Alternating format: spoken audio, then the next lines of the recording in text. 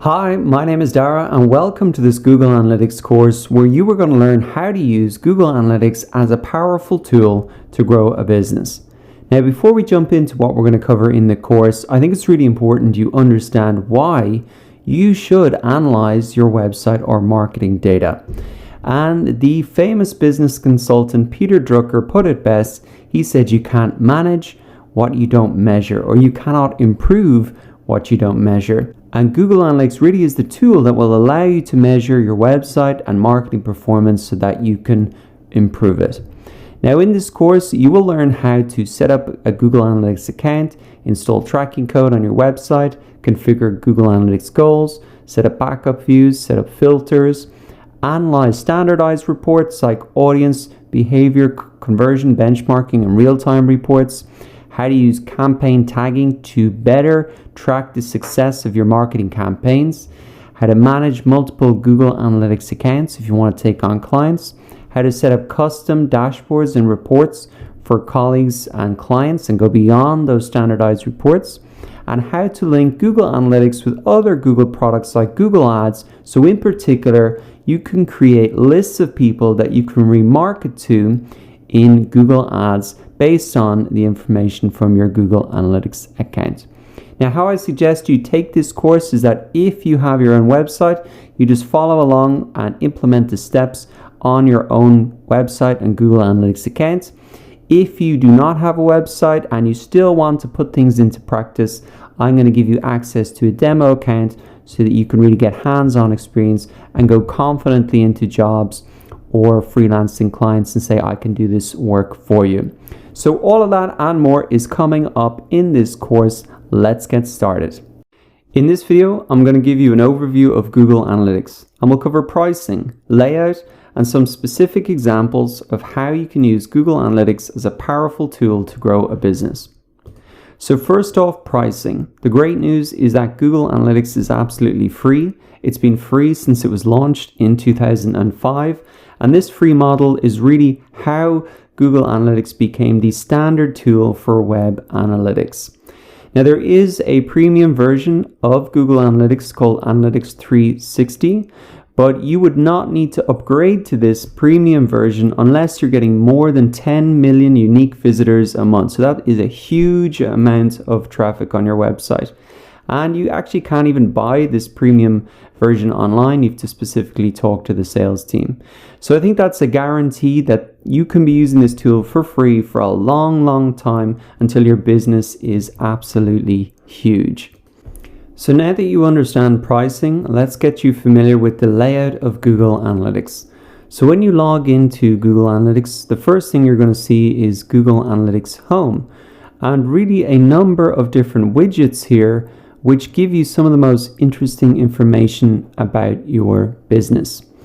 So the thing to understand about this is that these are actually summaries of more detailed reports that appear here in the sidebar. So while it can be great to quickly scan on this Google Analytics Home, if we want to do our analysis, we're really going to be spending a lot of time here by clicking through these reports laid out in the sidebar here. And you can see that these reports are broken down into 5 different categories: real-time audience, acquisition, behavior, and conversions. So what these reports are known as are the standardized reports in Google Analytics. And if you click in and open up all of these and count them up, as I've done, there are more than 100 standardized reports in Google Analytics. Now, you don't have to be familiar with all 100 of those standardized reports. If you know how to analyze about 10 or 15 of them, you can make some incredibly effective decisions to grow your business. Now, these standardized reports, the thing about them and why they were so amazing when they came out is that they created a common language to really assess the performance of different businesses online. So before, people were like creating their own metrics, creating their own different spreadsheets. Along came Google Analytics, created these standardized reports. What that allows us to do as business owners or marketers is to assess different businesses using the same metrics and reports. It facilitates the buying and selling of online businesses because we have these standardized metrics. And it allows us to create these benchmarks that are common to our industry, and that allows us to really compare against different websites in our industry. So we might take this for granted, but this is actually pretty revolutionary stuff when it came out and created a common language for online business, similar to maybe the international accounting standards that really just helped consolidate and give a common language to industries. So that's a bit of the history of the standardized reports and why they're kind of so exciting, even though they don't look at maybe at first glance. Now, as well as these standardized reports, there is the customization section of Google Analytics, and this really allows you to go beyond these standardized reports and create your own reports that potentially could merge your own company metrics and offline data with the data from Google Analytics. So all of that can happen in the customization section, and that can really give you that customized view that you may want in Google Analytics. Now, as well as this kind of reporting interface here, there is the admin section, and this is used really when you're setting up Google Analytics. This is where you put the tracking code and get it and put it on your website. It's where you can set up goals, like your business goals. You can link to other Google products. You can add colleagues and clients and much, much more. So generally, when you're setting up Google Analytics, you'll spend a bit of time in this section here. But once that's set up, you'll really spend the vast majority of time in the reporting section here. So now that we've covered pricing and layout, let's look at some specific examples of how you can use Google Analytics to grow a business. So in the audience standardized reports here, we can really get insights into the characteristics of our users. And we can use information like the age, gender, and location and device to really pinpoint our audience online through, say, Facebook advertising. And the more specific we target those users, the lower our advertising costs are going to be. So that is one of the main uses of these reports, to really pinpoint your audience online, to create more content for them that's specific to them and their characteristics, or to really lower your advertising costs by pinpointing them. So the acquisition reports, these show how users are arriving at our site. And for example, if we can see a lot of users coming from the Facebook or social media, then we can really create more content there and look at more ways to drive engagement from those channels, because we can really see that those are the channels that are working. Now, the behavior reports here in Google Analytics help you understand users as they interact with your site. And we can really look at these reports to tell you where your site is leaking money. Where are people leaving the site? Where are they dropping off in the checkout process, etc. Now, the conversion reports here really allow you to track the success of your website goals. And we can analyze these reports and optimize our site so that we can turn more of our website visitors into email subscribers or paying customers. So to recap, in this video, I've given you an overview of Google Analytics. We've covered pricing, layout, and some specific examples of how Google Analytics can be used as a powerful tool to grow a business. In this video, you're going to take the first step to use Google Analytics as a powerful tool to grow your business. You're going to set up a Google Analytics account and install the Google Analytics tracking code on your website. So the first thing that you need to do to set up your Google Analytics account is to go to google.com/analytics, and it'll be brought to a page like this. And then you want to go ahead and click on Start for Free. Now what you'll be prompted to do is, if you have an email that you use to sign into other Google products like Gmail or Google Calendar, you can sign in and create your Google Analytics account under that email. If you have never used a Google product before, then you will just be prompted to create a new account. And once you've done that, you can just go ahead and sign in. Now, once you've set up your Google Analytics account, the next step is to set up your property. And a property represents your website or app, and it's the collection point in Google Analytics for your data. Now, inside each Google Analytics account, you can have up to 50 properties. So you can be tracking up to 50 different websites or apps under one single account. So all you need to do is select whether it's a website or app, and then input the website name.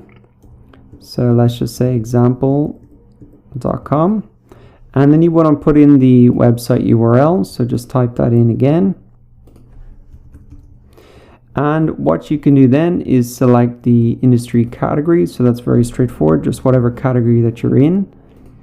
And then you want to select the reporting time zone, so choose your local country so that you can see the reports in Google Analytics in your time zone and not say in another time zone like the US. And then you can go ahead and click on Get Tracking ID. So we're brought now to a separate section here under Tracking Info, Tracking Code. And this is where we begin the second step to install that tracking code back onto our website so that we can send information from our website back to Google Analytics to populate all the reports. Now, there are 3 ways to install the Google Analytics tracking code on your website. And the first way is the simplest. It's simply taking this tracking ID and plugging it into the back end of your website or the platform that you are using. So if you are using a website builder like Wix or Weebly, Squarespace or Shopify, they have made it extremely easy to install this tracking code. You just copy this tracking ID, paste it in, and what I would recommend you do to find the exact place to paste that in is to look at their support guides, and they'll take you through it, everything step by step. It's very, very simple. Just copy and paste this tracking ID. Now, if you are using a WordPress site, you can get free plugins to really do the same thing. Just input this tracking ID. So to make sure that it's up to date, I would just recommend that you search Google for a free Google Analytics plugin for WordPress, and you're going to find the best one there that you can just use to install the Google Analytics tracking code very easily. Now, the second way to install the Google Analytics tracking code onto your website is to actually copy and paste this code as the first item in the head tag of every page that you want to track. So what you do is copy and paste this code literally into the code of your website on every single page. And obviously that can be a bit more manual if you've got a lot of different pages, but if you've built a site yourself, this is probably the option for you. Now, there is a third way to install the Google Analytics tracking code on your website, and it's to use Google Tag Manager. Now, Google Tag Manager is a completely separate tool to Google Analytics, but what it does is specifically allow you to add tags like the Google Analytics tracking code to your website without really messing around in the code and the back end of your site. Now, I would recommend this option if you already have Google Tag Manager set up. But if you were just getting started, I think one of these 2 methods are the best. But if you're going to be managing a lot of sites or potentially adding a lot of other tags like the Facebook tracking code on your site, then you can go through and watch these videos to really set that up. Now, the final step to install the Google Analytics tracking code on your website is just to make sure that it's actually working. So once you install it, you should come back into this tracking info page and really just check the status. So you can see right now that no data has been received in the last 48 hours. But once you set it up, if I switch to a different property here, I'll be able to see that traffic has been received in the last 48 hours and that there's 4 active users on the site right now. So that really confirms that the Google Analytics tracking code has been installed correctly. So that really wraps up how to create your Google Analytics account and how to install the Google Analytics tracking code on your website. That is the first step to using Google Analytics as a powerful tool to grow your business. So go ahead and complete it for yourself right now. A new version of Google Analytics has been released called Google Analytics 4, and it was introduced in October of 2020. So any Google Analytics account created after that date, once you set up your Google Analytics account, will look like this. So I've got a lot of questions from people saying it's different to how I showed them to do it in previous videos. So what you can do is once you get into this screen, you can click into data streams. You can click in here, and here you will see the tagging instructions. And this is really how you add the Google Analytics tracking code onto your website.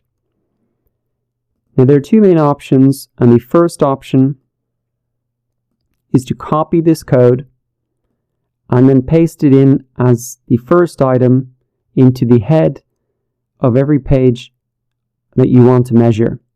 So this is actually copying this code and pasting it in the code of your website. Now many people, especially beginners, are not comfortable messing around with this.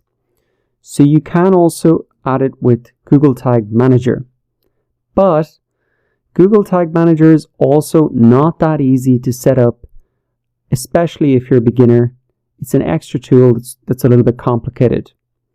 So the workaround that I'm suggesting is you actually come back into Google Analytics, and instead of it being set up here in the Google Analytics 4, the new version of Google Analytics, we go back and we set up Google Analytics as it was before, and then later on you can upgrade to Google Analytics 4 when it becomes easier to add it to your site. So the reason that I'm saying to go back to the previous version of Google Analytics is if, for example, you want to use Monster Insights to easily add Google Analytics to your WordPress website using Google Analytics 4, it can't be done at the moment because Monster Insights has not been updated to enable you to do that. You can't add Google Analytics 4 to WordPress using the Monster Insights plugin. And this is not the fault of Monster Insights. Google Analytics has not actually allowed third-party developers like Monster Insights the ability to develop on top of Google Analytics 4. So the problem is with Google Analytics 4. They really released the Google Analytics. It's in beta mode, so they haven't given access to developers yet. Even Google's own plugin called Sitekit, which is another option to add Google Analytics to WordPress, they haven't even updated their own plugin to enable this. So if you were to use this plugin, you can't add Google Analytics 4 to WordPress using this plugin. So for beginners, I think probably the easiest thing is just to come back into Google Analytics and create a property as Google Analytics was before. So here are the steps. It's pretty simple. Click on Create Property and add in your property name. So just put in your website name.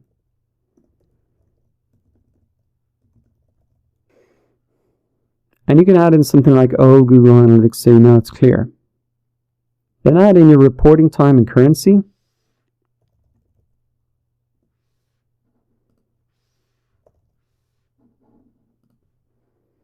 And now this is the important part. Under Show Advanced Options, click to create a Universal Analytics property and click to create a Universal Analytics property only. So this is really creating a Google Analytics account as it used to be. Just remember to pop in your website URL and then click Next. Now you can fill out these questions here.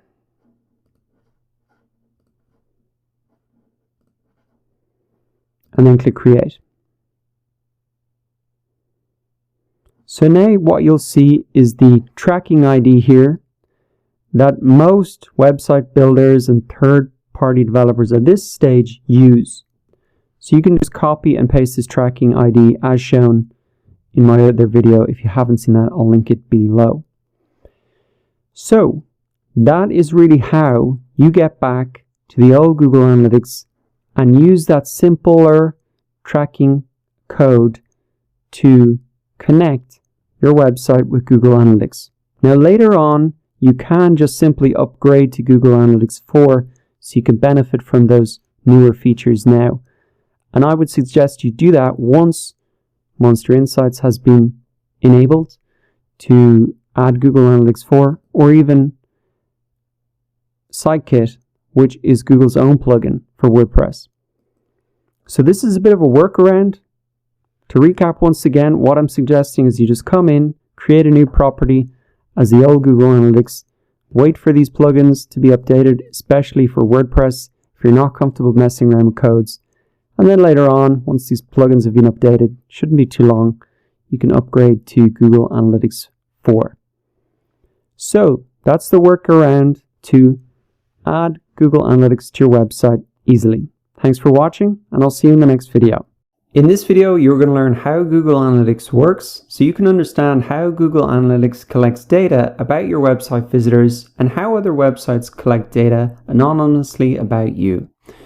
So to collect data about your website visitors and the interactions they have on your site, what you are going to do is add a small piece of tracking code to your website, and the tracking code looks like this.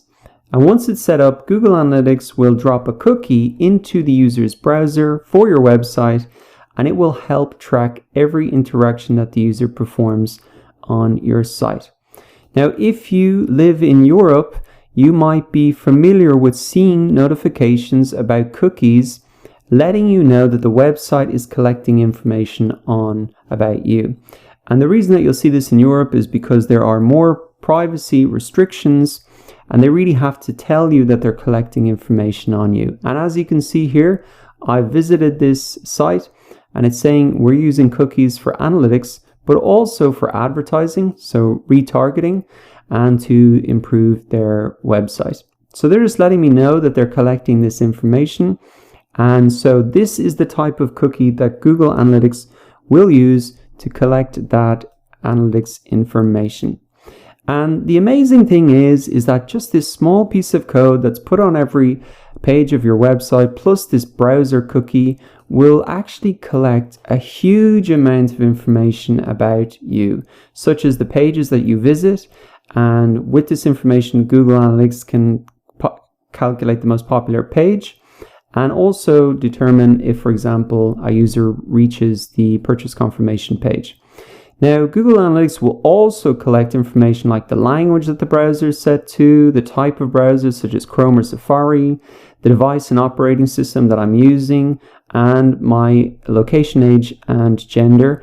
And it can even collect the traffic source which brought me to this website in the first place, and that could be a search engine or an advertisement or an email marketing campaign that I clicked on. So I think it's interesting to look in a little bit more detail about what these cookies are, because we hear about them all the time. We see these notifications, but what really are they? And what really is the way that Google Analytics is collecting information on us?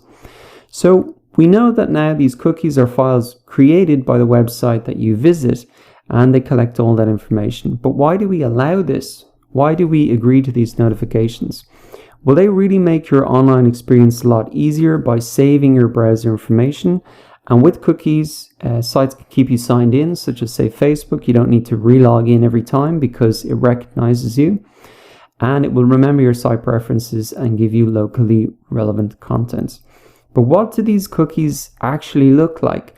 Well, what you can do is actually come into your browser, and I'm doing this in Chrome, but the process is going to be very similar in any browser that you use. You can come into your settings, have a look for cookies and the settings related to those, and you can actually see the cookies that other sites have created and are collecting information anonymously about you. So I can see there are cookies here for Google Analytics, also here for say Facebook, and lots of other sites that I have visited. So it's really these small pieces of code and text files that are collecting all of that information that is then filtering on back to Google Analytics. One important thing to note is that Google Analytics collects this data anonymously, so they won't say that this visit came from Dara Walsh in Dublin at this time. What they'll do is, with that browser cookie, create a random ID to distinguish between different users, whether they're new or returning. And what they also do with that ID is tie all of the activity, like the pages that you visited, etc., up into a single visit known as a session. So here you can see in Google Analytics that over the last 7 days, there have been 14,000 sessions by 11,000 users, meaning that a number of these users have come back for another session on the website. And that is really how they're able to create these fantastic reports while respecting the privacy of the website visitors. So to recap, in this video you've learned how Google Analytics collects data about your website visitors, and you also got an insight into how websites collect anonymous data about you. In this video you're going to learn how to add an additional view to your Google Analytics account. Now this is the best practice when you're setting up Google Analytics so you have a backup of your data. Now if we click up here on the top left hand corner, you can see that by default you will have one view for your Google Analytics account when you set it up. However, you're going to be adding filters, segments, goals, and other configurations like that to your Google Analytics data. So you want to have an unfiltered view, an untouched view that you can always go back and look at just in case anything does go wrong when you are adding those configurations and filters. So to create an additional view, you want to come down into the admin section in the bottom left hand corner. You can see that in the view column here, you have the option to see all your views. Right now we just have one. And what we're going to do is actually to rename the one view that we have right now. And we can just click into this here in view settings. So as we scroll down, we can see the view name. And what I suggest you do here is just call it number 1, master view. Now this is the view that you'll be using on a day-to-day basis. So we can just save that. Now if we look at our views, they should be renamed. I'll just reload the page. So we've got our master view. Now we want to create our additional views, and we're actually going to create 2 new views. We're going to call this one 2 test view. And what you can do with this test view is if you're adding a filter, a goal, a configuration, you can test it out in this view first. Maybe try it for a week, see if all the data has been presented as you want it to be presented, and then you can apply that filter or configuration to your master view. And finally, we do want to have that raw data view, just so we always have the backup of our data. So call this number 3, and raw data view. So there we go. We have our 3 views. Once again, our master view is what we'll be using on a day-to-day basis. And remember, a view is just a perspective. So if you get a little bit more advanced, you can set up views to show the data that's only relevant, say, to a PPC manager or management in a company. But for setup purposes, you really want to use the view just to make sure that you have that raw data backup. So that's how you create a view. It's your turn now. Go ahead into the admin section and create a new view for your account. In this video, you're going to learn how to set up a filter to exclude your visits from your Google Analytics reports. Now this is an important step to do as you set up your Google Analytics account, because you want to remove the visits that you make to your own site from the reports. For example, you could see that you have 50 visits to your website yesterday, and you could think that's great. However, all 50 of those could be coming from you as you go into your site, check things, add blog posts, update things, etc. So without a filter, you're not getting an accurate view of your data, and that's really why you want to add one. To access this screen, then come down into the bottom left hand corner and click on admin. Then you can select the view that you want to add the filter to. In this case, I'll just select my test view, and then I can add the filter by clicking on filters. Go ahead and click on add filter. You can give the filter the name, exclude internal traffic. I can leave it as a predefined filter and select exclude because I want to exclude my visits. Now we have to have a way to identify my visits to the website. So we can do that by excluding traffic from my IP address. Now an IP address is just an identifier. And I can say my IP address is equal to my IP address. Now to get my IP address, you can just type in what's my IP into Google, just copy that, paste it in, and click save. And now you've set up that filter to exclude your internal traffic or your visits to the website. Now a couple of things to note here, that each device will have an IP address. So if you're accessing your website from your phone, you want to add an IP or a filter for that. If you are working from home, you will have a different IP address, and so you will want to add that in as well. If you have other coworkers, they'll want to add in and exclude their IP addresses as well. So now it's your turn. Come into the admin section and add a filter to your Google Analytics reports so you can have more accurate data. In this video, you're going to learn how to set up goals in Google Analytics and why this is probably the most important step for you to complete when you are setting up a Google Analytics account. So goals measure how often users complete specific actions on your website or app. And a goal represents a completed activity called a conversion that contributes to the success of your business. So for example, making a purchase for an e-commerce site, that could be a specific activity that will really contribute to the success of that e-commerce business. Completing a game level is a specific activity that will contribute to the success of that mobile gaming app because it shows that people are engaged, and potentially then you can get them to upgrade to the paid version or just continue to advertise to the users in the mobile gaming app.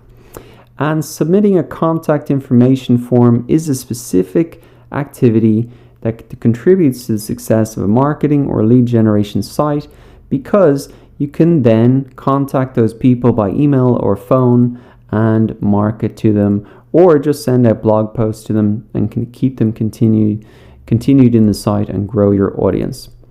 So hopefully now you understand the importance of setting up goals in Google Analytics. And I think it's important to know that if you don't set up goals, all you can measure is how many users are coming to your site. And obviously you could be focused on growing that. But if those users are not completing the specific activities that are growing your business, then you're not going to see any growth. So that's why it's so important to set them up. And also, as you can see now, the goals that you set up are really dependent on the type of business that you have. And that's why goals are not set up by default in Google Analytics. That's why you need to go and set them up and tell Google Analytics the specific activities that you want to track. Setting up goals in Google Analytics is very simple. What you want to do is come down into the admin section, then come up across to goals, and then go ahead and click on add a new goal. Now you've two options here when setting up your goals. You can select from the template here, or you can create a custom goal, which basically just leaves everything blank and you set it up from scratch. But I would recommend that you have a look down through this template list here because they've pre-filled the name of the goal and also the type of goal, which I'll show you in a second. So this just helps speed up the process. So you can see there's lots of different types of goals here that you can select from, such as make a payment, register online, schedule a visit, donate, create an account, etc. So what I would say about making a payment is that if you have an e-commerce site, instead of setting up this specific goal, it's better for you to enable e-commerce tracking, and I've got a separate video on that. However, if say you are a business that sells maybe one or two products, or you sell one-to-one coaching or maybe a course, it will be very easy for you to measure how many people complete that action by setting up a revenue goal here. So for this video, I'm going to take the example of setting up a newsletter sign up. And even though the name is different, actually the process to setting this up is very similar to the other types of goals listed out here. So just select your goal and then click continue. So we can see the name of the goal is pre-filled and also the type of goal is pre-selected as well, which is a destination goal. And as I said, the type of goal is actually going to be very similar, whether it's an account creation or a payment completed or a donation made or a newsletter sign up, because what you are really tracking is the destination that people arrive at after completing that goal. So for example, a thank you page. So after they sign up to my email list, they'll hit a thank you page, and I want to track how many people reach that page, because that will allow me to measure how many people completed that specific activity that's important to my business. Now the next step is to input our destination, and this, as it says here, is the app screen name or web page URL that people arrive at after completing the specific activity that we want them to, such as making an online payment, donation, or signing up to your email list. Now, in the vast majority of cases, this is just going to be a thank you page like it suggests here. And if you haven't got a thank you page set up in your site, just go into the back end, set that up, and then paste that in there. So by setting up this goal, what we will know that is every people who's arrived at that thank you page, we know they can only have arrived there if, for example, they've signed up to my email list, and then I can really track how many people are doing that. Now there are some optional options here to add a value or add a funnel. I'd say for the moment you can just skip that. And what you want to do is just re-verify the goal or verify the goal to make sure that it's working. You should see a small percentage like this if you've had data over the last 7 days. And then you can just go ahead and click save. So now I can see that the goal is set up and also that it is active. And also I can see that I have 18 goals left. So you have 20 goals for each Google Analytics property that you set up. So although we've set up a goal to track newsletter signups, the process is almost going to be identical for people who register for an account or make a payment or online donation, because you're always looking at how many people reached a specific thank you page or checkout page. So to recap, in this video, you have learned how to set up goals in Google Analytics and also why it is probably the most important step for you to complete when you set up a Google Analytics account. In this video, you're going to learn how to set up e-commerce tracking in Google Analytics so that you can measure the number of transactions and revenue that your website generates. Now, the first step to setting up e-commerce tracking is to come down into the admin section of your Google Analytics account, come up into e-commerce setting, just click to enable e-commerce and enhance e-commerce reporting and click save. Now that wraps up the first step to set up e-commerce tracking in Google Analytics. Before we move on to step 2, let's just take a minute to explain the difference between e-commerce and enhanced e-commerce reporting. So coming into the developer guide here for Google Analytics, we can see that e-commerce tracking really allows you to measure the number of transactions and revenue that your website generates. Now, enhanced e-commerce reporting will really give you information about user interactions, such as product impressions, product clicks, viewing product details, adding a product to the shopping cart, initiating the checkout process, transactions, and refunds. So it really goes beyond just the basic transactions and revenue and gives you a whole load of information about the user's behavior leading up to the purchase. So that is really the difference between e-commerce and enhanced e-commerce reporting in Google Analytics. The second step to set up e-commerce tracking in Google Analytics is to add the tracking code to your website or app to collect e-commerce data and send it to Google Analytics. Now the great news is that if you are using an e-commerce platform like Shopify or Magento, you don't need to do any additional steps here. They have built their platform so it's very easy to send that e-commerce data. All you'll need to have done is really enable those reports, and you're going to see that e-commerce data in your Google Analytics reports. So what I suggest you do is, if you're using Shopify or Magento or WooCommerce or another shop system like that, is to go ahead and check their help center to see the easy steps to really send that e-commerce data to your Google Analytics account. Now, if you're not using a shop system like that, you have to manually add in the e-commerce tracking code to your website. And to complete this task, you need to be comfortable with editing HTML and coding in JavaScript or have help from an experienced web developer. So this is the type of additional code that you need to put into your website in order to track that e-commerce data. So if you're not familiar with coding JavaScript and HTML, then you should really look for a freelancer to do this for you. This is a fairly standard thing, and all you need to do is find someone who's familiar with your shop system. So what I'll do is put this developer guide in the description if you want to go through this detailed guide and implement those steps for yourself to add the tracking code to your website or app. Now, the final step to really set up e-commerce tracking is just to come into your Google Analytics account once you have completed those setup steps and just verify that it is working. So where you're going to find these reports is under conversions, e-commerce, and once you have those set up and it's collected data for a couple of days, then you'll be able to see things like how much revenue and conversion rates, the order value, the top products, etc. in all of the e-commerce reports. So that wraps up the 3 steps to set up e-commerce tracking in Google Analytics. In this video, you're going to learn how to properly use Google Analytics reports and use some of the key features in those reports in order to manipulate the data. So to run through this, let us open up an overview report for our audience. In here, we can look at some of the key features that you're going to see on almost every report. And the first thing to look at is the date range in the top right-hand corner here. Right now, you can see that this is showing for the last 30 days. And the dates that are selected and shown in this report are highlighted in blue here.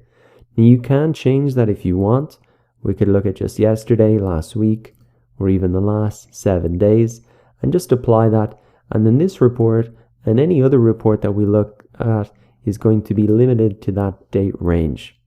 So let's just go back and set it to the last 30 days, and we can just click apply on that. Now, one thing to note about this is actually you can see today is not included, and that is because today is not yet over, so there isn't a full data set for them to include in that report. You can also use the compare to feature to get more insights into your data. So if I tick this, I can see that in this report, I can look at and compare to the previous period. So let's apply this and see how it changes the data. Below then, we can see in orange, this is the previous period, and in blue now is the current period. So we're getting a comparison in this chart and a visualization of the change. And also down below here, if we look at our metrics, really now it's comparing the previous period or the current period to the previous period. So we can see that this month we have 6.87% more users compared to the previous period. And it'll also, as well as showing you increases in these metrics, show you anywhere where there's been a decrease.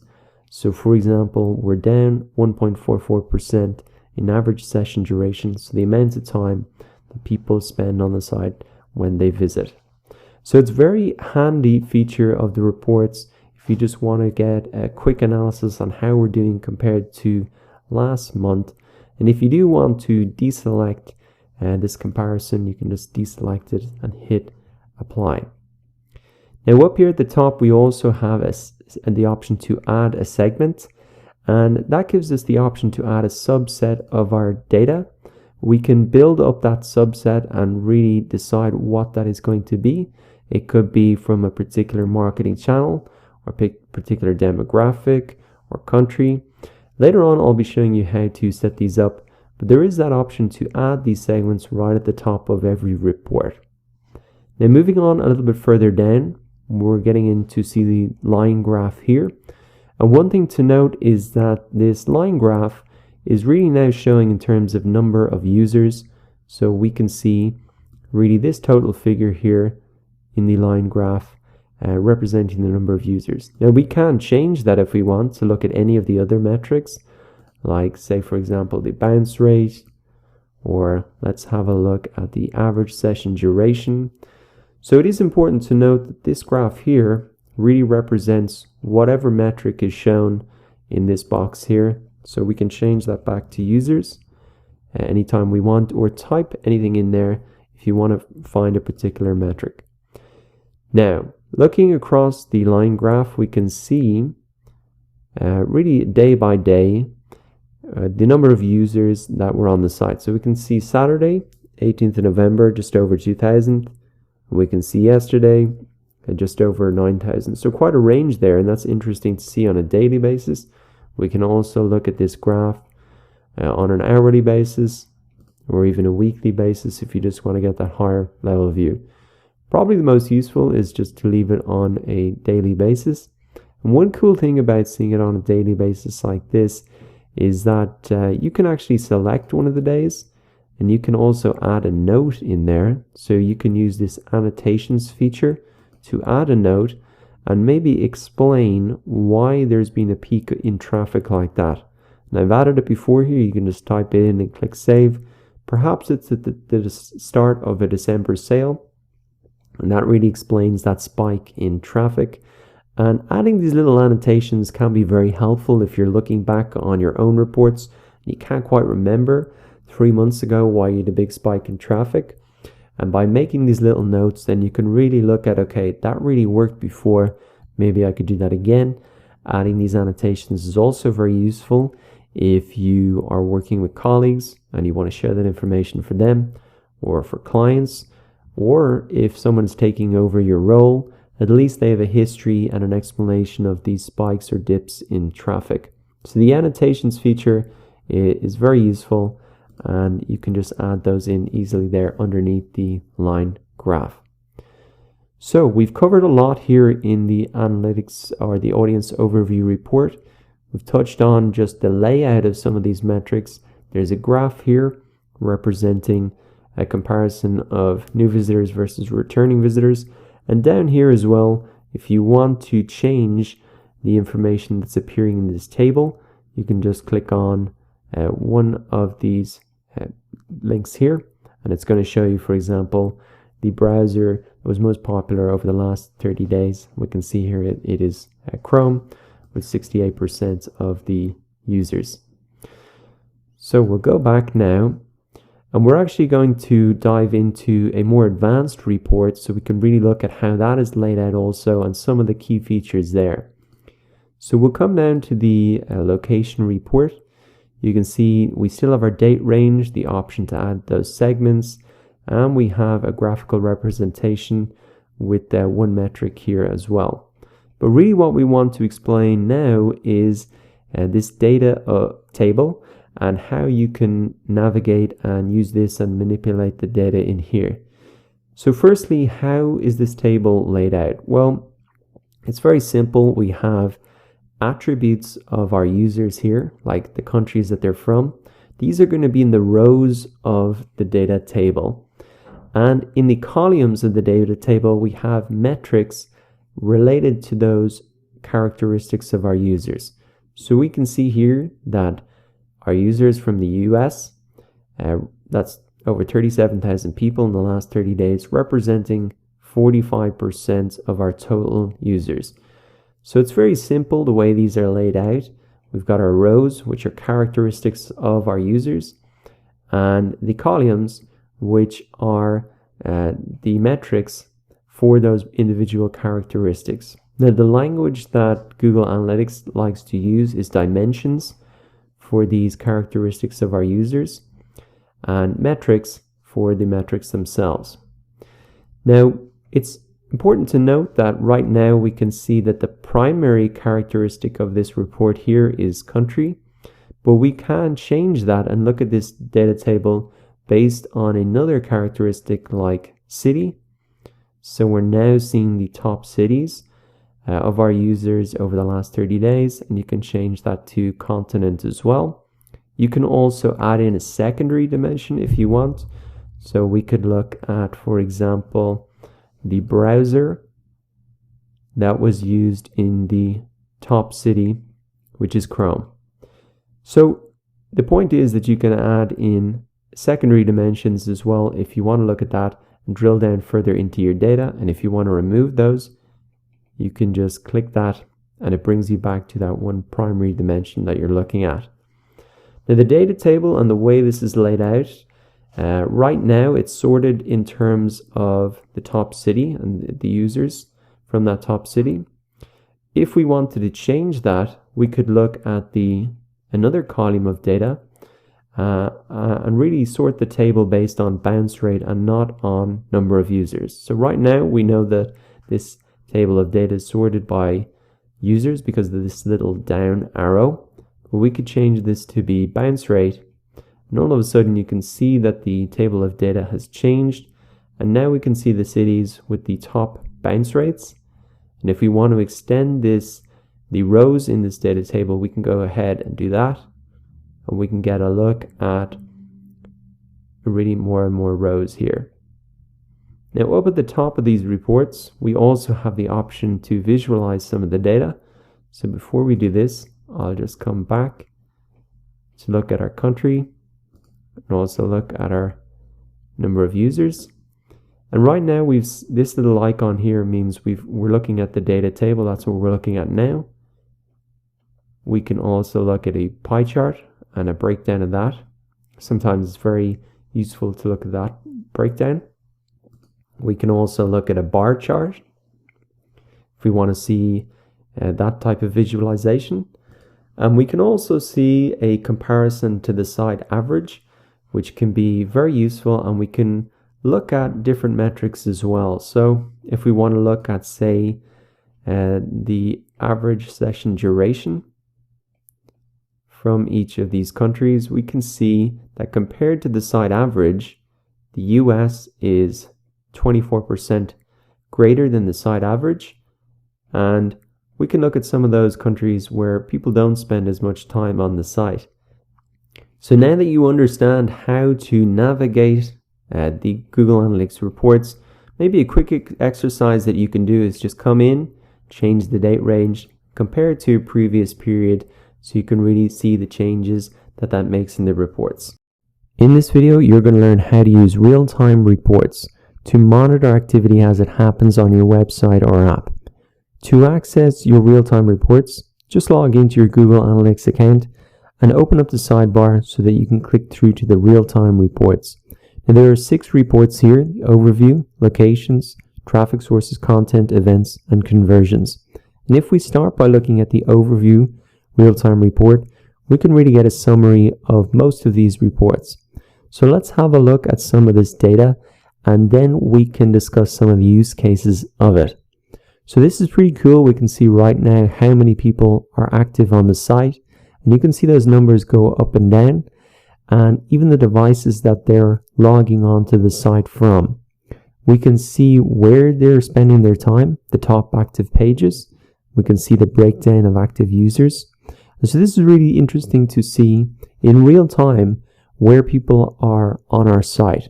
We can also see some of the top websites that they've come from and any social traffic if they've come from those traffic sources like Facebook or LinkedIn or Twitter, Instagram, etc.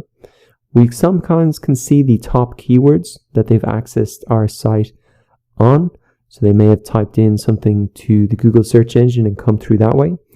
Often there isn't a lot of information coming through here, but it can be useful if it is provided. Perhaps one of the most interesting real-time reports to look at is the locations, where people are coming from. And it's just really interesting to see where people are logging in from, and it can really bring the whole experience of Google Analytics to life and make it real and see all the changes and people moving around on the site.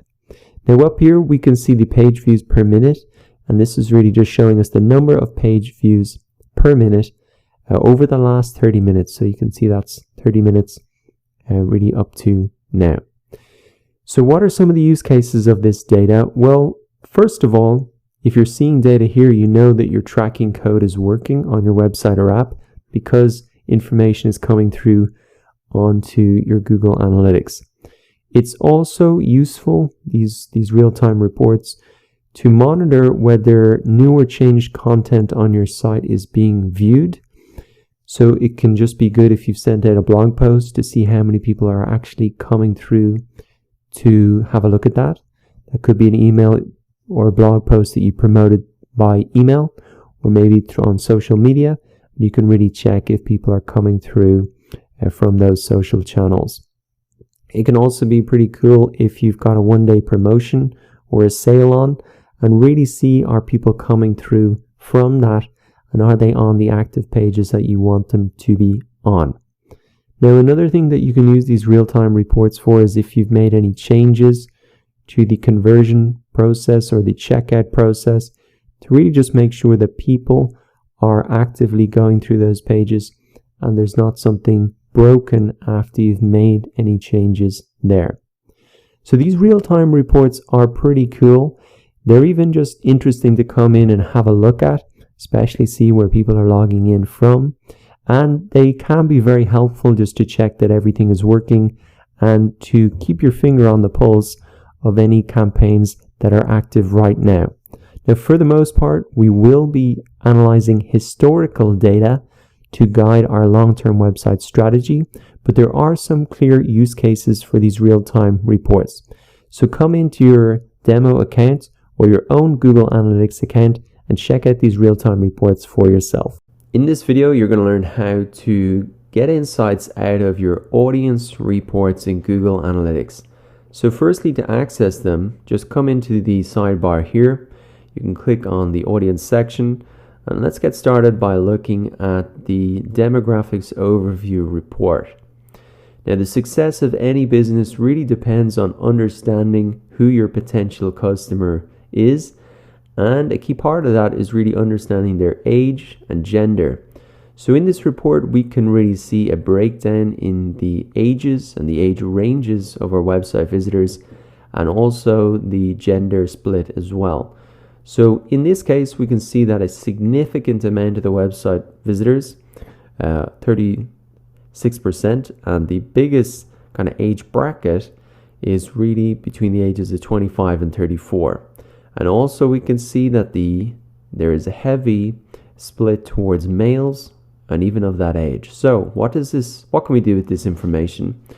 Well, we can really focus in on that particular age group and that particular gender if we wanted to grow our business, because obviously they are the most active. And so if we can appeal to them more in our products, in our content, in our advertisements, then we can really grow the business quite quickly. And it's great to come in here if you're thinking of advertising on Facebook or any other platform to really put in this age range and gender, because all of those ad platforms will require you to do that if you want to get the best results. So coming into Google Analytics and seeing this here is really invaluable information. Now, just to note that in order for you to get this age and gender information in your website or in your analytics reports, you want to just enable this in your admin section. So if we come into the admin section and we come into property settings, you just need to come in and make sure that this is enabled, your demographic and interest reports. Now, coming back into our audience reports, let's come down now into the interest overview report. Now, this can be pretty high level stuff sometimes, but it can just be interesting to get a look into the interests of your audience. What are some of the things that they like? And this can give you some ideas about maybe some related products that you could create, or maybe businesses in related but non-competing industries that you could start to partner up with in order to appeal to that same audience. So you can see some of it is pretty high level, but even just to get a sense of who are the audience and what are their top interests, that can really help spark some ideas. Now let's move on down to the geographic reports. And these are often some of the most interesting reports that you can start to dig into. So we can see that English is the most popular language, 61%. And so if we were creating ads or content, well, we can continue to do it in that language. If we saw another language where there was a significant amount of users and goal completions, Then we could maybe start to create content to better serve that audience in their native language. If we come down into the location report, then once again we can see the top locations of our website visitors. And for an online business, you might not be too concerned with this if you're selling a digital product. But if you were a local business or you were a national business with retail stores, then you'd really want to see where are the cities that are hitting your website the most. So you could really make sure to serve those customers in that city better. You could open up more retail locations, hold events, etc. Or if you're an e-commerce store, then you really want to make sure that I was able, for example, to ship easily to India, that the fees in terms of shipping were not too expensive, and maybe look at ways to reduce those fees if there were some, in order to better serve those customers. And again, this information is just invaluable if you want to build a profile for your ideal buyer that you can then use in advertising. Now moving on down, let us have a look at the behavior report and the new and returning visitors. This can just give us an insight once again into our audience, people who are visiting for the first time or that are coming back again and again. So in this case, we can see 81% of our visitors are new visitors. So maybe there's an opportunity to really increase the number of returning visitors. Maybe that's by building a bigger email list. And if we had a content site, we could make sure that we were emailing them every time we released a new piece of content. Or maybe if you're even an e-commerce site, building that email list again and emailing them when you've new product releases or sales in order to try and encourage those existing customers or email subscribers to keep coming back to the site. Moving on down, then we have the technology reports. And again, these are extremely useful to look at and really understand what are the devices and the browsers that our audience are coming to our site on. What we want to do, and maybe a quick check here, is to have a look at the bounce rates and to really look at if there were any browsers where there was a much higher than average percentage of bounces. So we can see here Opera Mini, it's only 1.24% of our total number of users, but there does seem to be a little bit of a higher bounce rate.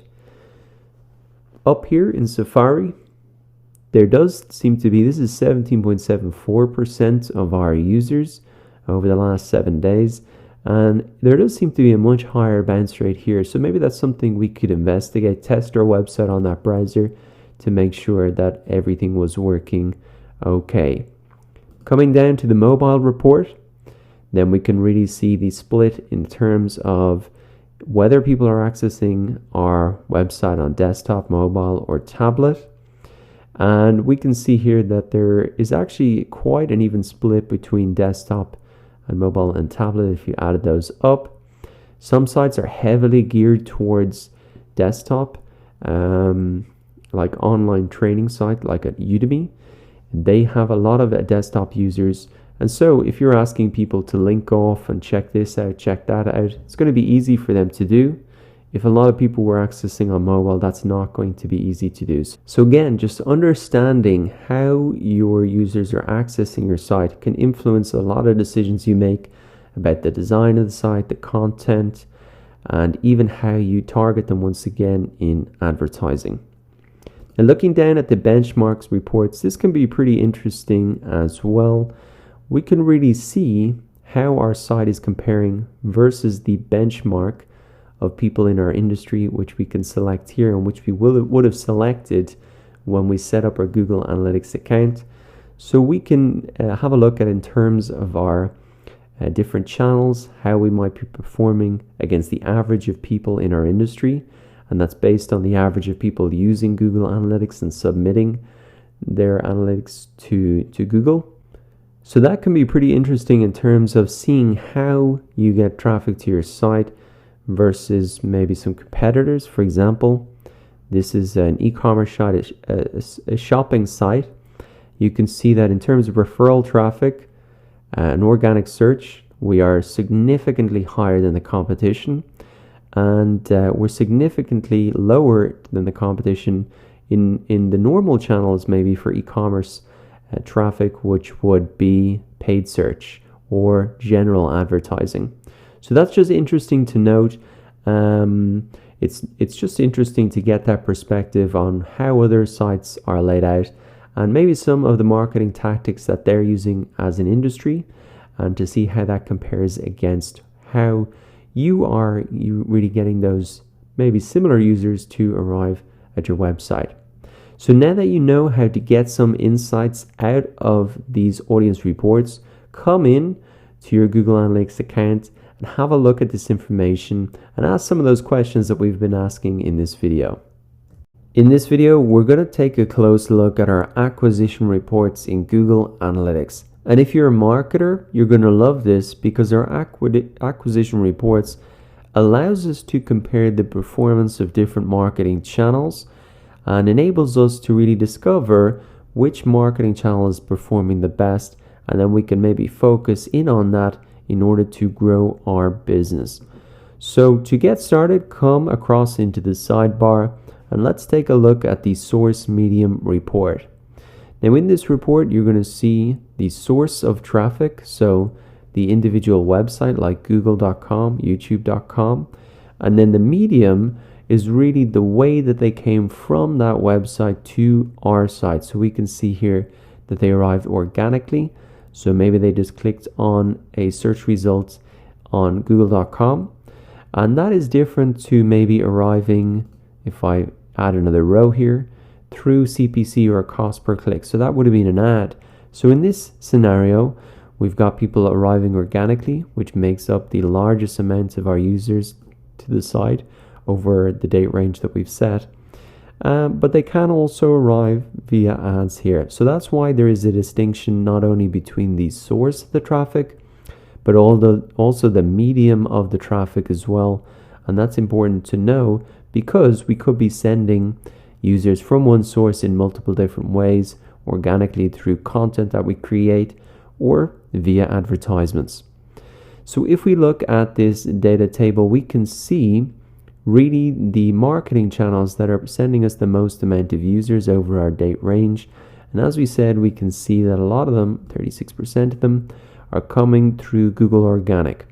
So that means that we're doing a pretty good job on our SEO, but users alone is not necessarily the best indicator of the quality of that traffic.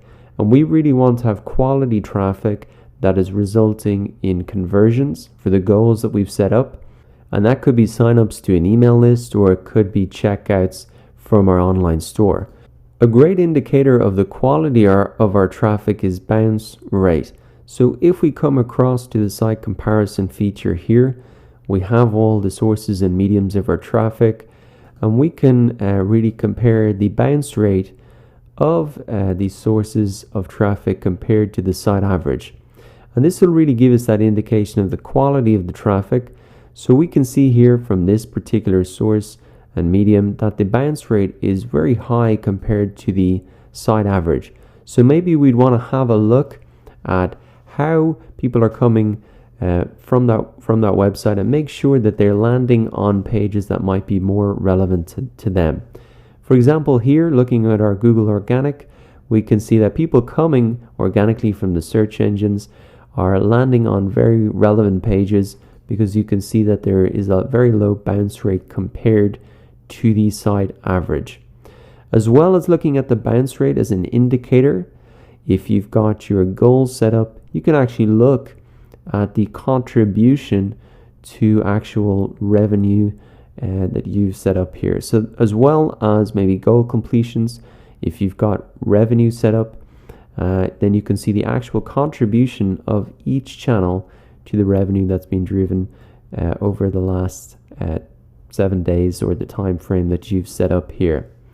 Now, as well as looking at the source medium report, we can actually go in and look at our referrals report to see those exact sites that have referred us traffic or sent visitors from their website to our website. And if we click in here into the source, we can actually see the individual pages on that website that are sending us traffic, which is really interesting to know because we know exactly where they have linked to our website. And if we want to even see which page on our website they are linking to, we can add a secondary dimension of a landing page. And so now what we can see in this report is that they're linking from this page on their website to this page on our website. And we can really see the connection that they made. And maybe we could encourage them to do more of that, or make sure that we are really have the best page there that we could for that particular link that they're sending over to us. So it's just really interesting to know where they're actually sending us traffic from and to, so that we can continue to try and develop more of those types of referrals from other websites or from that individual site. Now, looking up at our acquisition overview report, we can get a high-level summary of really the different groupings of the traffic. So we can see organic search, direct referral, social, affiliates, paid search, and display. And this gives us that high-level overview and pie chart of the split in our different channel groupings.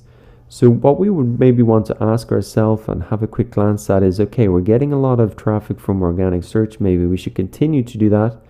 And really what we want to ask ourselves is, based on the investment that we are putting into these channels, which one is paying off the best? Maybe we've got a full-time person on social and that's not leading to a lot of traffic or sales. Maybe we might reduce that and put someone more working on organic search if that is working well. So now that you know how to get insights out of your acquisition reports, maybe come into your source medium report and have a look at the quality of your traffic by doing that site comparison based on the bounce rate. The behavior section of our Google Analytics account can tell us a lot of information about how our website visitors are interacting with our site. And in this video, we're going to look at 3 of the key reports: the landing pages report, the all pages report, and the exit pages report, so that we can find some opportunities to optimize that website experience. So let's get started with the landing pages report. Now, a landing page is a page through which visitors enter your site. And you really want to make sure that the top landing page here is optimized to get people to come further into your site. And that could be to read a blog post, that could be to look at a product and add it to cart. But really you want to make sure that those landing pages that could be receiving up to 50% of how people are coming into your site, that they're actually guiding people to take an action and continue on into your site. And one of the best metrics that you can use to assess the performance of your landing pages is the bounce rate. And if we look at this site comparison tool here and compare these landing pages on a bounce rate, we can really have a look and see any of these landing pages that have a bounce rate that is much higher than the site average. Now, this is something of a red flag and something that we would want to improve. We get a significant amount of sessions to this page, and so we would really want to investigate this and see what might be wrong.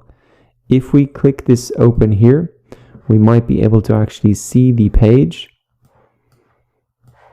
This may be the case that this page is actually broken, and so that's something that we might want to fix. It would require a little bit more investigation, but that is something that we could easily fix so that the experience of people coming to our site for the first time is better, and that we are really getting them to interact with our site further. Now let's move on to the all pages report. Now this shows us not only our landing pages, but all of the pages on our website, and a great way to assess the performance of these pages is to look once again at the site comparison tool, but this time to look at the average time on page. And this will really tell us where our website visitors are spending most of their time. Now, it will differ if it's an e-commerce site or a content site like a blog, but really here we can see that they're spending more time in this basket page, and it's 72% higher than the average for other pages on the website. So what we might like to do in this case is have a look at that page and see how we could speed up the process so they move to that order completed page. If this were a blog post, we might say, well, they're spending a lot more time on this page. That means they're spending more time reading it, and perhaps we could create more content like that in order to keep them on the site longer or to continue reading. Now let's move on to our final report, which is the exit pages report. And this will really show us where our website visitors are leaving our site. And we really want to get visitors to stay on the site longer and maybe complete that order. So we want to plug these gaps so that they have a better experience. Now, once again, we can use the same site comparison tool. And this time we can look at the percentage of exits. So we can see which pages are responsible for more exits. Now, once again, we're looking for those pages that are higher than the site average. So we could look at these sites or these pages and really look to improve these. Now, order completed, it's probably very natural that they would leave the site after completing an order, but maybe for this page that could be improved. And the way that we can really optimize these pages is especially look at these pages that are performing well, that have a much lower percentage of the exits, and see what's happening on these pages, how they're laid out, and use some of the best practices there.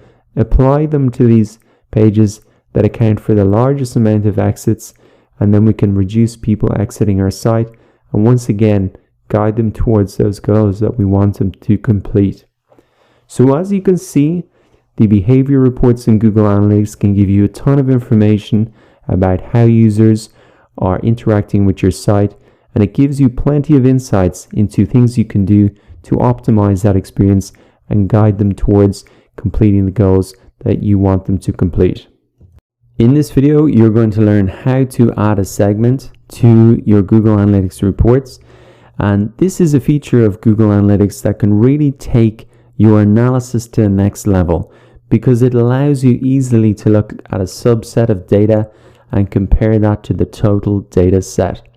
So for this example, I've just come into the demographics overview report, and we're going to create a very simple segment. We're just going to look at the data from a particular country and compare that to the age and gender of our total data set. So to get started, we just click on Add Segment. And down here, you can see that there are already some segments created, and all of them are listed out here. For now, though, we just want to create a new segment. And we can really see now that this segment is really just some filters that we're going to add in order to create that smaller subset of data. Now, right now, because we haven't selected any filters, it's showing 100% of the users. But once we start to add any filters, you're going to see this number drop down. For example, if we just want to look at a segment of our audience of that age group, we can see it automatically filters down to 20% of the audience.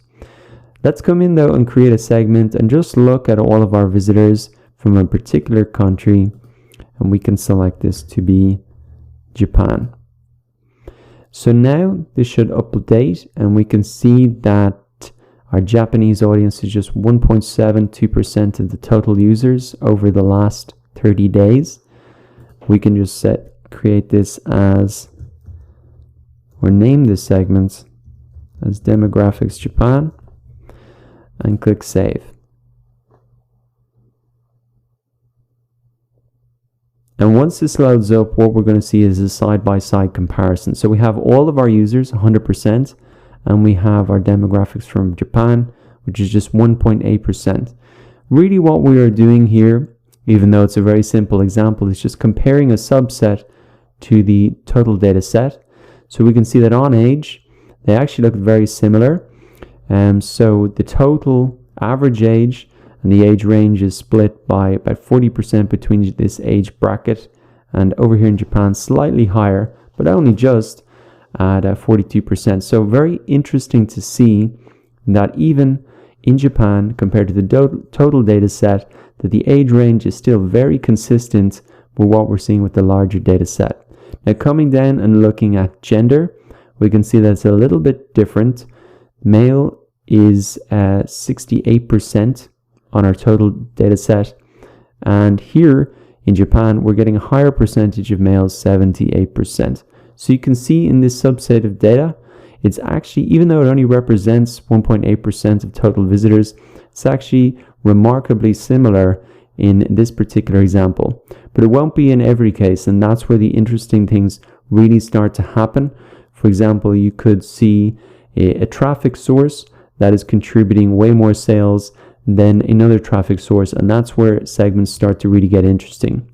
Now, in terms of using these segments, you can see that when you click through to any individual report, once it loads up, you'll see that this segment is going to be carried with you into those reports. And even if you go on into other sections of your Google Analytics, you're going to see that the segment is going to be carried through to those reports as well. So if you want to remove these segments at any stage, you can just come in and click on remove, and that won't appear there any longer. And if you do want to delete or edit your segment, you can just click back into segments, click into the custom ones that you've created, select the segment, and you can either edit it or go ahead and delete that segment and start again. So that is how you add segments to your Google Analytics reports, and it's an incredibly powerful feature that can take your analysis to the next level. So maybe go ahead into your Google Analytics account and set up a segment and test this feature out for yourself. In this video, you're going to learn how to accurately track the impact of individual marketing campaigns using campaign tagging. Now, why would we want to use this? Well, we've seen in our source medium report that we can look at the source and the medium of our traffic. For example, that we've traffic coming from Google, and that it came organically via the search results. However, it's much harder to see if an individual email or an individual tweet or Facebook post really had any impact, and that is what campaign tagging allows us to do.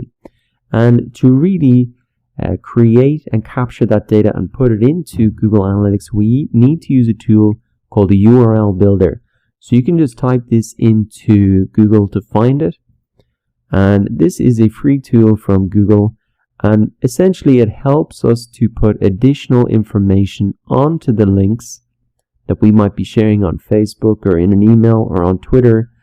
And it contains this additional information, also known as UTM tags, which we can see here, where we actually define the source and the medium and their campaign name, and then in our Google Analytics campaigns report, this is where this information is going to show up. So this is the campaign name, and then in here we can see the source and the medium. So to set these parameters and to make it sure it shows up in these reports with a campaign name, we need to use this tool called a campaign builder. So I've already filled this out, and I'll just walk you through an example of how you might use this. So let's say my website is example.com. Maybe I want to put a link in my monthly newsletter and see how much traffic and sales that results in. So I can just call the source newsletter, the medium is email, and I can just call the campaign name January sale. Now you can also put in a campaign term if you have particular keywords that you're using, and you can type in something like version 1, version 2 if you were sending 2 different emails or you were trying 2 different types of ads. Those aren't required, but they are additional parameters that you can put in. Now once you fill out that information, it's going to generate a tag or a URL like this. And just to show you, if I remove this, that you can see the URL here. And then if I add in the campaign name, that's going to show in the URL. So I want to copy this, and then I want to paste this into my email that I'm sending out, or onto a post that I'm sending on Facebook or Twitter, etc. if I want to track the individual impact of that campaign on my traffic, my signups, my revenue, etc. So now that you know how to track marketing campaigns with the URL builder, maybe go ahead to the URL builder and just set up a URL with some parameters for a campaign or example campaign that you might set up. In this video, you are going to learn how to use benchmarking reports in Google Analytics to grow a business. Now, benchmarking reports in Google Analytics appear here underneath the Audience tab, and really what they allow you to do is to select from 1,600 industry verticals and to compare the performance of your website to other websites that are in the same industry as you. And that gives you a fantastic baseline to measure your own business, and can also give you insights into industry trends. And with those insights then, you can make changes in your business and grow in a particular way based on how your industry peers are performing. So the first thing to note is that these reports won't appear by default. You do need to enable them. So to do that, come into the admin section of your Google Analytics account, click on Account Settings, and then just click Enable Benchmarking here. So what this is going to do is, by sharing your information, of course it's all going to be anonymous, there won't be anything to say it's from your website, but by sharing it, you will then receive all of the data back from the other websites who shared them as well. So it's a great anonymous way of sharing data and receiving data, and really just gives everybody that better insight into their industry. So let's come back to the benchmarking reports here and have a look at how you would actually analyze them. So first thing, you can see that there are 3 different reports here, and the first one that we can look at is the channels report. So what we want to do in order to get some good insights is to firstly select our industry vertical. So we're here inside the Google Merchandise Store. So what I am going to do is to select the shopping vertical. I'll just type this in to save speed. So we're coming down to shopping, and I'm just going to leave it as all shopping here. You can get more specific if you want. Now also what you can do is select a specific region. So I'm going to narrow it down, so I'm comparing against a smaller and more accurate set of websites by picking people, say in my country, just for example, United States, all regions. Now to get a more accurate benchmark, what I'm also going to do is narrow down by size of daily sessions. So this is really the number of sessions that I get per day. I want to find websites that have similar amounts. So if you don't know how many sessions you get per day, you can just come into your audience overview report. You can select and make sure it shows for the last 30 days. And then you can see the number of sessions that you have. Just take out a calculator and divide that by 30. I've done this in advance, so that's about 1,800 sessions. So coming back to my benchmark reports, I can just pop that in now. And once it loads up, we're really going to be looking at a set of websites then that are very similar to my own. So here we go. It gives you a range. I'm going to select 1,800. That's between this range here. And what we can see then once this loads up is in the top right hand corner.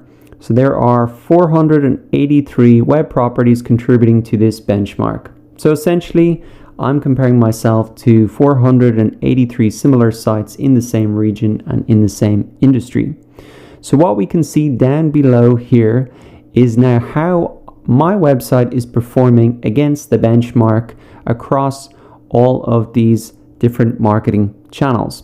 So everything in green is positive. This is where I'm outperforming the benchmark, and everything in red here is where I am underperforming compared to the benchmark. So just to make this clear, if we look at the referral marketing channel, so this is other websites sending visitors to me directly, I can see that these are my numbers here.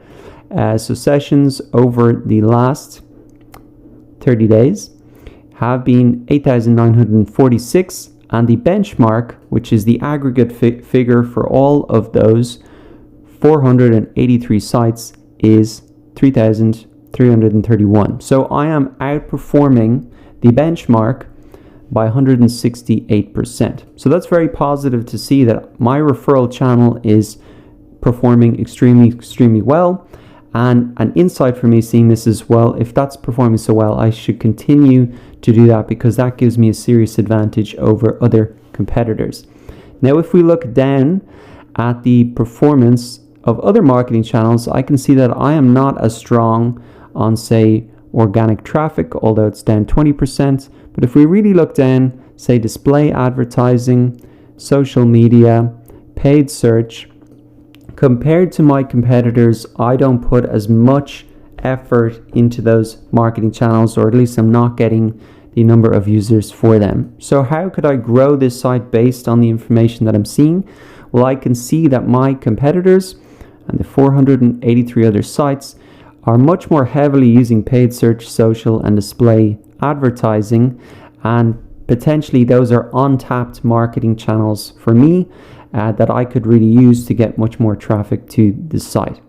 Now, if we look at some of the other green ones here, this is just to look at other metrics, not just the number of sessions, the number of users that come to the site per day essentially, but some of the other metrics. So I can see, even though, let's say for paid search, even though I use it much less as a marketing channel than other marketing channels and my benchmark, I can see that the pages per session and the average session duration and the bounce rate, so these are all user metrics. This is showing me that users, when they come through paid search, they do spend a lot of time on my site, because all of these metrics that indicate that are very positive.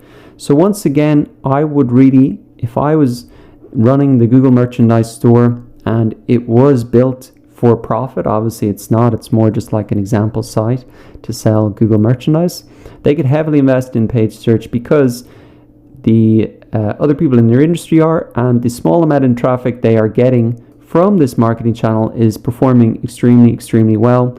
And you could say the same for social, maybe not the same for display. So if you really wanted to choose, paid search would be the way to go.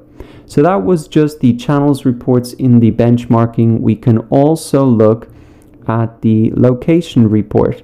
Now, the location report compares your country or territory data to the benchmarks for each of the countries and territories from which you receive traffic. Now, since we have selected just the United States, we're only going to see the US show up in this report. But if you had selected different regions, you're going to see how you compare in different regions compared to the other websites in your benchmark. And that can give you great indication, just like the marketing channels, where perhaps you're outperforming and where you're underperforming compared to the benchmark, and where there might be opportunities for you to grow. Next is the devices benchmarking report, and this compares your device's data to the benchmark for desktop, mobile, and tablet sessions or traffic. So what we can see here is that on desktop, over the last 30 days, the Google Merchandise Store has had 20% more sessions. But what is very interesting is that on mobile and tablet, compared to the benchmark, we are underperforming by 75 to above 80%. So this is a great insight to understand why this is happening. Is our site not mobile friendly enough? Is maybe an app something that we need to develop? This is a great insight that compared to the industry, we could be missing out on a massive number of sessions and sales. So if we look back over and recap on how to use the benchmarking reports to grow a business, in this example, we can say that in terms of channels, we are outperforming in referral traffic, so we should continue to invest in that to have an advantage over competitors. We could maybe invest in paid search, because this is performing extremely well for the small number of users that we have, and our other benchmark are using this as a marketing channel. If we look at locations, we just selected one location, but there could be great insights if you can see how you're underperforming or overperforming in different regions. And definitely on devices now, we can see that we are potentially missing out on a lot of traffic and sales on mobile and tablet. And if we make fixes to that and track this trend, then we can really grow our business. So go ahead now, enable the benchmarking reports and check these out for yourself so you can get insights to grow a website.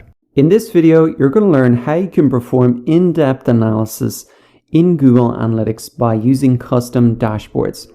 Now, custom dashboards appear here inside the customization section of your Google Analytics account. So really what this is enabling you to do is go beyond the standardized reports that you find in Google Analytics and create custom dashboards or reports for yourself. And by creating these customized dashboards, you can really do that in-depth analysis and see correlations that you mightn't see inside the standardized reports. So if we come in to the dashboards here, we can see that there's already a number of dashboards set up in this Google Analytics account.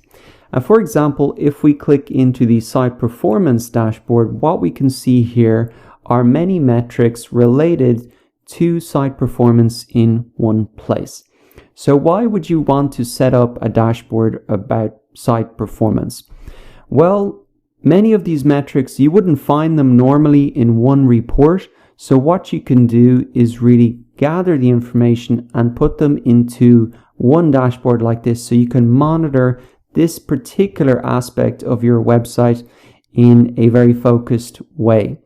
Now, you also might want to create a dashboard. Say if there's somebody on your team who's responsible for more technical stuff about your website, and in particular site performance, well, then you can create this dashboard for them so they can really focus on improving these particular metrics. They mightn't have anything related to do to marketing or advertising, so they don't really need to see all of this other stuff down here.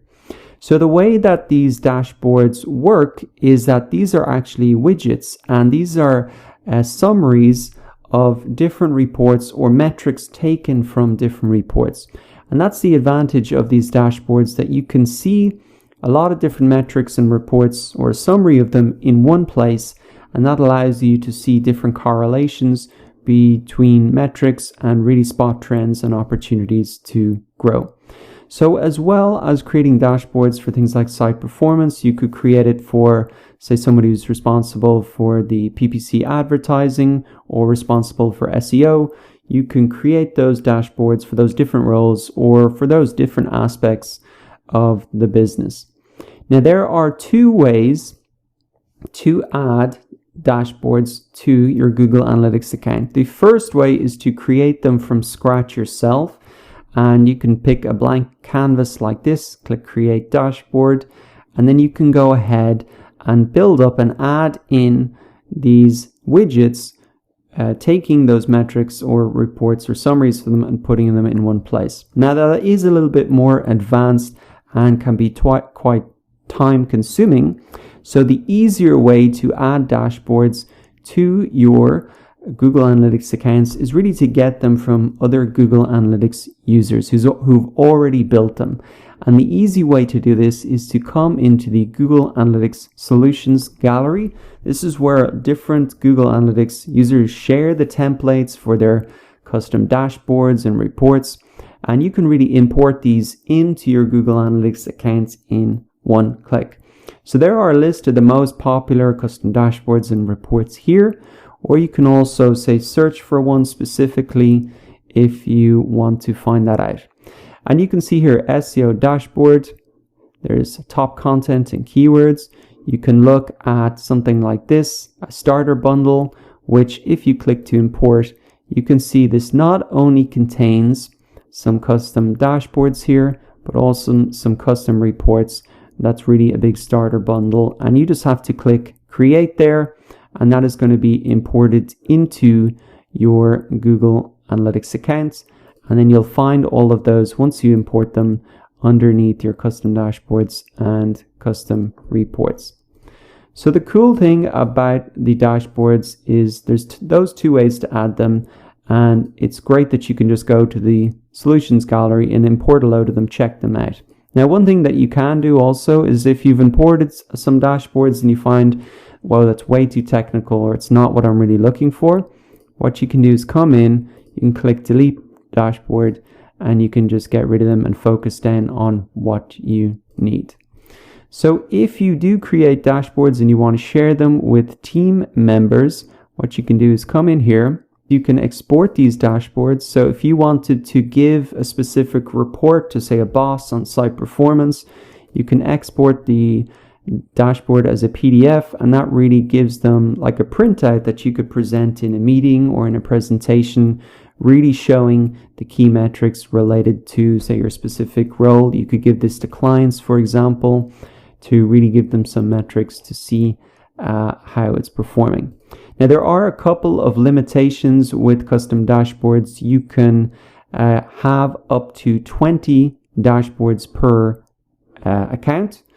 And also within each dashboard, you can only have 12 widgets or 12 kind of snapshots of different metrics or reports. So choose those wisely. So in summary, custom dashboards allow you to go beyond the standardized reports and get a dashboards full of metrics and reports that are specific to your business or role. In this video, you're going to learn how to set up event tracking in Google Analytics and the reasons why you would want to use it. So event tracking reports appear here underneath the behavior section and the events section here in Google Analytics. And really the benefit of using event tracking is that it allows you to capture user interactions on your site which Google Analytics does not automatically capture. So some examples of this to make it really clear are tracking how many people click on a click-to-call phone number on your website. So imagine you're a local business, you have a phone number at the top. You really want to track how many people click on that because that is the main purpose of your website, to get users to click on the website so they can make an order from you. Now, normally with Google Analytics, we cannot track this because when they click on that phone number, it'll just open up their phone and they'll dial straight away.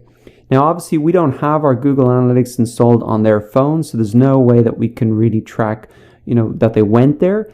And also, it's not like when they click on that link, they go to a thank you page that we could track like we normally do with goals in Google Analytics. So that's a very clear example for event tracking, and it's probably the most common use case, but there are plenty of other ones as well, such as clicking on an external link to a third-party live chat application. Again, we can't track this because it's not like they're going to another page on our website, and obviously we don't have our Google Analytics installed on this third-party tool. So that's another example.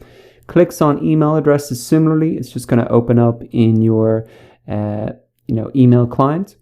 Video plays, again, it's not like they're leaving the page, so we can't really track that interaction. So that happens on the page. Same as podcast plays. Same for, say, if they select a color or size, we can't track that normally. Abandonment of a form field, so they don't complete anything. Movement of even a mouse, scrolling down the page, or clicks to social profiles. Again, these are all examples of things you can't normally track with Google Analytics, and that is the big advantage of event tracking. So now that you understand the benefits of event tracking and use cases, how do you set it up? Well, the first step is really to copy the tracking code template. So to track an event, a snippet of code is added to the link on the site that you want to track. And when the link is clicked, this interaction is tracked and displayed as events in Google Analytics like we have seen here. So what we need to do is really give a way for Google Analytics to receive the category of that event, what type of action it was, and maybe even give a label to it, so that when we look at our reports here, we can really understand what type of category event is, what type of action it was, and also the event label, like what particular product was it clicked on. So that is what we want to do, but the first step is really just copy the link, and then this code is really added to the normal link that we would have on our website. So this is a full example of it all put together here. So this is an example of a link that you would have on the back end of your website. So this is what it would look in its coded form. So we have a link to download a PDF. Now you might be thinking, can't we track downloads of PDFs by going to a thank you page? Yes, we can normally, but in this example we're saying that they just click on a link and they download the PDF straight to their computer. We don't send them to a thank you page where they can download it. So in this scenario, and that's why we would be using event tracking. So what we have here is the normal link that we'd have for them to download the PDF. And then we also have this extra information that we're sending an event to Google Analytics saying they downloaded a PDF, and it was this particular PDF. And this is the text here that would appear on the website as a user reads it. They just see download PDF. They wouldn't see any of this extra information. So that's the first step, copy the tracking code template. Next step is to replace the template fields. So we want to replace the category, action, label, and potentially the value fields to describe the user's interaction with our website, so that we can really see that once we open up our Google Analytics reports like this: category, action, and label. So the category, this is required. This typically is the object or group of objects that was interacted with. Could be like the video or the PDF. Then the action is the type of interaction. It could be like play or download, or in this example here, it could be things like product clicks, add to cart, remove from cart, etc. Then you have label. So this is useful for summarizing what the event is about. For example, the name of the video or the name of the PDF, or in these examples here, it's the name of the particular product. And you have the option to add a numeric value as well associated with the event, and that could be a dollar figure if you wanted to track that. So that's step 2, replace those template fields so you can really send information about the interaction to Google Analytics. Now, step number 3 is to implement the tracking code. So you need to manually add this link plus all this extra event tracking code to your website. So you'll need to log in to the back end of your website and add this code in. And this is really the full example once again. That's what it's going to look like when you code it in, or just copy and paste that. But this is all that the user will see when they click on your website. So to summarize, in this video we've looked at the 3 steps to set up event tracking, the use cases for it, and how to find the reports in Google Analytics. So what I'll do is I'll put the template for event tracking in the description of this video along with the example, so you can really take that and use it for yourself and track those user interactions in Google Analytics. In this video, you're going to learn how to set up a custom alert so that you can get an email when you have a spike in traffic or you have a drop in your traffic. Now, the reason that you might want to do this is so you can really fix a problem.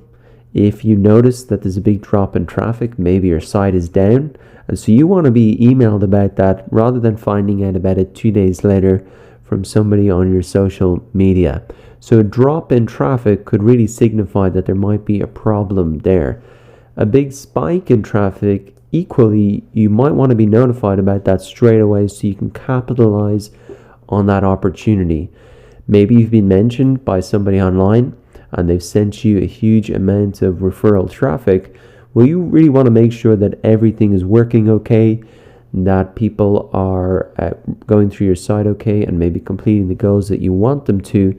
And maybe there's an opportunity as well to capitalize on that mention to make it a bigger thing and really ultimately take advantage of an opportunity like that. So those are a couple of the reasons that you might want to set this up. And to set it up, you want to come into your admin section and you can scroll down to custom alerts. And really you can create a new alert. I'll show you how to set it up for traffic spike. We want to apply it to this view. We're going to look at a day. We can select that we want to be notified when this alert triggers, and we can add other people there as well. We're going to apply this to all our traffic, and the conditions for getting this alert is when the number of sessions has a percentage increase more than, let's say, 30%, and compared to the same day of the previous week. So those are the conditions for us getting this alert. You can set that up as you want, but probably 30% change is going to be significant. Something like a 5% change, that's not really a spike in traffic, that's just the normal up and down. But something like 30% could be quite significant. So it can depend. If your site is brand new, you might have to up that to something higher. But if your site is set up and running for a while, then usually a 30% increase would be pretty significant and something that you'd want to know about. Now, once you've set it up, you can click Save Alert. Now, equally, if you want to set up a traffic drop alert, it's the same thing except that you want to do a percentage increase of more than 30% compared to the previous week. And you can save both of those, and then once that's done, you're going to have these custom alerts set up, and you can be getting those emails anytime that there's a big spike or drop in your traffic, so you can really act on it straight away. In this video, you're going to learn how to remove spam traffic from your Google Analytics reports. So as you are looking at your acquisition reports, you may see that especially in the referrals section and report, you might notice some websites that look a bit strange, that are sending you high volumes of traffic, but that their bounce rates are extremely high and they're not engaging with the site at all. The names are usually a telltale sign if they're spam sites or not, or you can always just do a quick search in Google if you're not sure and type in the domain name and then spam, and then you can really check if other people have reported it as a spam site. Really, you want your Google Analytics data to be as accurate as possible and is useful. So if there's a site that's contributing a lot of traffic, that's really altering your numbers and giving an inaccurate view of how many visitors and real visitors are actually coming to the site, that is really the reason that you'd want to remove this spam traffic from your reports. So to do that, you want to come up to your admin section, and again you're going to put in a filter to really remove this traffic from your site. So we can click Add a Filter. We can give it the name Remove Spam Traffic, and we can set it as a custom filter. We can then set the filter field to campaign source, and then we can put in the name of the spam site there. Then we can just go ahead and click, we can actually verify this filter, which in this case wouldn't, because this is just a site I made up. But then to really save the filter, you can just click Save. Now, one thing to note is that this filter to filter spam traffic in any filter on Google Analytics does not apply retroactively, meaning it won't be removed from your reports up to date, but any reports going forward, that traffic will be filtered out of it. So usually it's good to maybe leave it a day or two and then come back and make sure that for those last 2 days that site isn't showing up as any referral traffic. So now that you know how to remove spam traffic from your Google Analytics reports, come into the admin section and add a filter to remove your spam traffic following the steps that you've learned in this video. In this video, you're going to learn how to use one of the latest features from Google Analytics. It's called Analytics Intelligence. And this is a very impressive development from Google Analytics. They have built this feature using machine learning to help you better understand and act on your data. Now, there's two main parts to this feature in Google Analytics. You can get answers to plain English questions, and we'll go through some examples of those. And they even suggest some questions that you can ask. And also, and as well as that, they have an insights section. And really what this analytics intelligence does for this insights part is that they'll crawl through your data and surface insights on any major changes or opportunities that you should be aware of. So let's have a look at some of these, for example. So I can see a notification here that I have a site speed issue, and then a top page loads slower now. So if we click into this, it gives me more information on this. It says this exact page on my website is loading slower, meaning that it's taking longer for people to access the page. And that has changed quite dramatically in the last month. So in October, it was reasonable, but now it's become a much longer load speed in the last month. So that's something that I need to go and investigate. And it's just very helpful for me to really understand what this is, what the change is, and even I get an explanation of why this is important. So it's essentially like having your own personal Google Analytics assistant who is surfacing this information for you and bringing it to your attention. And one thing I did actually want to show you here is if you see an issue like that, you can save the insight and you can go and look at that later. So it can be useful to go through a lot of these different insights. You can read all of them here again, or you can just focus on the new ones, and you can also see those saved ones that you've seen. So let's have a look at some of these other insights. I can see even opportunities that I can maybe really work on. For example, it's saying that referral traffic from this particular site is performing better than other referral traffic. It says that the average session duration is longer and that the bounce rate is lower. So those are very good signals that this is a good website that is sending me quality traffic. And so if I want to grow my business and get more ideal customers to my website, then I could focus on growing this particular marketing channel or getting more referral traffic from this site. Now similarly, I can see another source of traffic which is not performing as well. The bounce rate is higher than the average and the session duration is shorter. So maybe I can defocus on that one. We have a bit more information about that loading speed issue here as well. It's telling me the exact page again and showing me a comparison to the other top 5 landing pages, those pages that someone is coming into my website on. So again, just extremely helpful. It's like having your own Google Analytics assistant really telling you what you should be focusing on. Now, as well as them surfacing these type of insights and opportunities, you can also go ahead and just type in any questions into the search bar here. So let's have a look, and I'll show you a couple of examples of these just to see the range of questions that you can ask this analytics intelligence.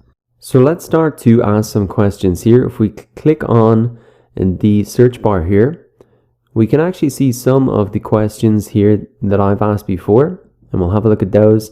And they also suggest some questions that you can ask as well. It's kind of a different icon. So you can really type in plain English questions here. Now let's start with something pretty basic, like how many users did we get yesterday? And I can see 723 users yesterday on that particular day. Okay, that's pretty cool. Let's have a look at something different, because we don't just get single numbers like that. We can actually get graphs as well. So trends of new users. New users this month. So we can also get that graphical representation as well of different pieces of information. You can also compare different things. So here's one I asked earlier: conversion rate of referrals versus organic search. So I can see by looking at this information that my referral traffic is actually converting better than my organic search traffic. So maybe I want to continue to build that referral traffic, seeing as it is converting and getting more people to complete the goals on my website than organic search. Now we can look at, say, percentage questions. So percentage of users on desktop. And here we can see that 88.22% of visitors over the last week were on desktop. So as you can see, you can really just keep asking as many questions. Not every question is going to have a perfect answer. And if it isn't helpful, you can just click no. This one was, so I'll just click yes. And as more people contribute feedback and ask questions and say yes or no if it's helpful, it's just going to just become better and better. And as I said, it's like having your own personal Google Analytics expert who is showing you, what to do in order to grow your site and optimize your site. So to recap, Analytics Intelligence is a new feature from Google Analytics, and I think it does really highlight how interactive and useful Google Analytics can be and why you should really take time to set it up correctly and to learn how to use it. In this video, you're going to learn how to add someone to Google Analytics. And this could be a colleague, this could be a freelancer, this could be a client if you've created the Google Analytics account for them. And to get started, then you just want to come to the admin section. And then under the view, you can see user management. Now, you will need to be an admin on Google Analytics in order to do this.